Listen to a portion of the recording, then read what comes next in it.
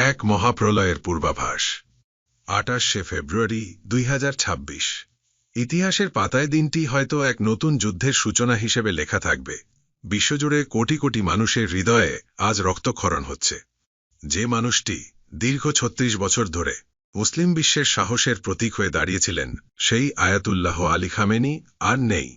যুক্তরাষ্ট্র ও ইসরায়েলের যৌথ ক্ষেপণাস্ত্র হামলায় তেহরানে নিজের দপ্তরেই তিনি শহীদ হয়েছেন বলে নিশ্চিত করেছেন সংবাদ মাধ্যমগুলো।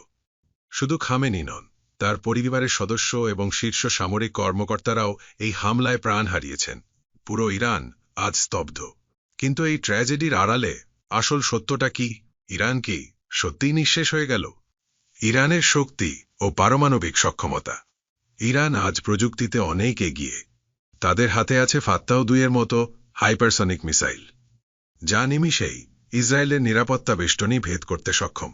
হাজার হাজার কামিকাজে ড্রোন আর শক্তিশালী রিভলিউশনারি গার্ড বাহিনী আইআরজিসি ইরানকে এক অপরাজেয় শক্তিতে পরিণত করেছিল।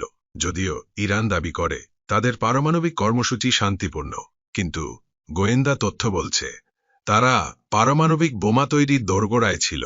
এই সামরিক সক্ষমতার কারণেই বিশ্বজুড়ে সাধারণ মুসলিমরা আজ ইরানের হয়ে জয়গান গায়। তাদের বিশ্বাস ইরানই পারবে মধ্যপ্রাচ্যে ন্যায় বিচার প্রতিষ্ঠা করতে। নেতৃত্বের হারানো তালিকা ও বর্তমান অবস্থা। শত্রুরা ইরানকে ভেতর থেকে দুর্বল করার জন্য একের পর এক শীর্ষ নেতৃত্বকে টার্গেট করেছে। ২০২০ সালে কাসেম সোলেইমানি, এরপর রহস্যময় দুর্ঘটনায় ইব্রাহিম রাইসি, তেহরানের বুকে ইসমাইল হানিয়া, আর এবার খামেনি। আল জাজিরার তথ্যমতে খামেনির সাথে মারা গেছেন ইরানের সেনাপ্রধান জেনারেল মোহাম্মদ পাকপুর এবং নিরাপত্তা উপদেষ্টা আলী শাম। শুধু তাই নয়, খামেনির মেয়ে, জামাতা ও নাতিও এই হামলায় শহীদ হয়েছেন। একটি দেশের শীর্ষ নেতৃত্ব যখন একসাথে হারিয়ে যায়, তখন সামরিক ও রাজনৈতিকভাবে টিকে থাকা কতটা কঠিন তা এখন ইরান হাড়ে হাড়ে টের পাচ্ছে। গাজার মতো পরিণতি কি ইরানের?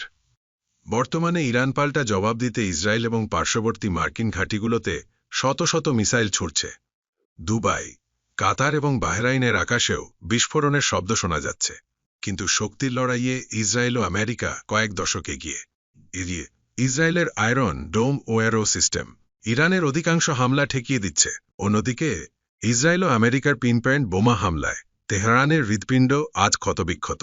প্রশ্ন উঠছে, গাজাকে যেভাবে ইসরায়েল মরুভূমি বানিয়ে দিয়েছে, ইরানের অবস্থাও কি তেমন হবে? ডোনাল্ড ট্রাম্পের হাঙ্কার এবং নেতানিয়াহুর আক্রমণাত্মক ভঙ্গি কিন্তু সেই ইঙ্গিতই দিচ্ছে। ধর্মীয় বিশ্বাস কি বলে?